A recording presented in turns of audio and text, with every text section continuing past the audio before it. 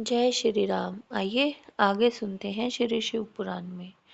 गजासुर की तपस्या, वर प्राप्ति, उसका अत्याचार, शिव द्वारा उसका वध, उसकी प्रार्थना से शिव का उसका चरम धारण करना और कृतिवासा नाम से विख्यात होना तथा कृतिवासवेश्वर लिंग की स्थापना करना। सनत कुमार जी ने कहा, व्यास जी, अब परम प्रेम पूर्वक शशि मौली शिव के उस चरित्र को श्रवण करो जिसमें उन्होंने त्रिशूल द्वारा दानवराज गजासुर का वध किया था। गजासुर महिषासुर का पुत्र था।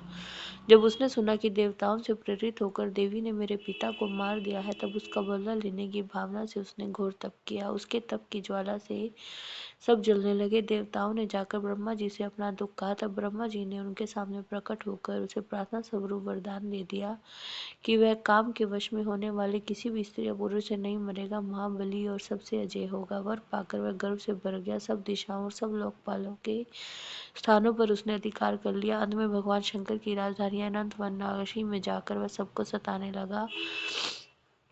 देवताओं ने भगवान शंकर से प्रार्थना की, शंकर काम विजयी हैं ही। उन्होंने घोर युद्ध में उसे हराकर त्रिशूल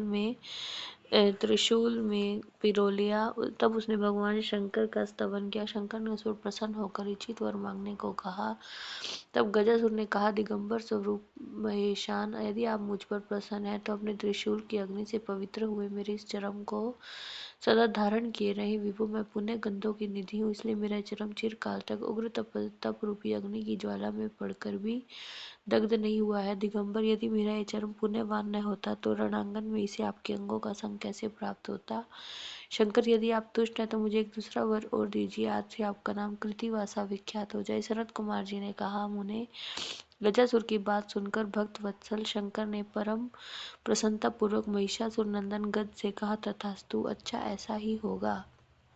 तदंतर प्रसन्न आत्मा भक्त प्रिय महेशान उस दानव राजगज से, जिसका मन भक्ति के कारण निर्मल हो गया था, पुनः बोले। ईश्वर ने कहा, दानवराज, तेरा यह पावन शरीर मेरे इस मुक्ति साधक क्षेत्र काशी में मेरे लिंग के रूप में स्थित हो जाए। इसका नाम कृतिवासवेश्वर होगा। यदि यह समस्त प्राणियों के लिए मुक्तिदाता, महान पातकों का विनाशक, संपूर्ण लिंगों में शिरोमणि और मोक्षप्रद होगा। ये कहकर देवेश्वर दिगंबर शिव ने गजासुर के विशाल चरम को लेकर ओढ़ लिया। मुनीश्वर, उस दिन बहुत बड़ा उत्सव मनाया गया। काशी निवासी सारी जनता तथा प्रमथ गण हर्षमगन हो गए।